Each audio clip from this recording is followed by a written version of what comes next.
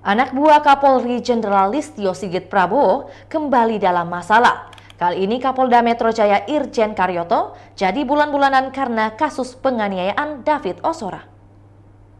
Terbaru, bukannya Mario Dandi selaku tersangka resmi divonis, justru videonya semena-mena jadi sorotan. Viral sebuah video yang memperlihatkan Mario Dandi dengan santainya melepas dan pasang borgol kabel TIS sendiri di samping polisi. Terkait hal itu, Irjen Karyoto harus meminta maaf ke publik atas aksi anak buahnya yang lalai.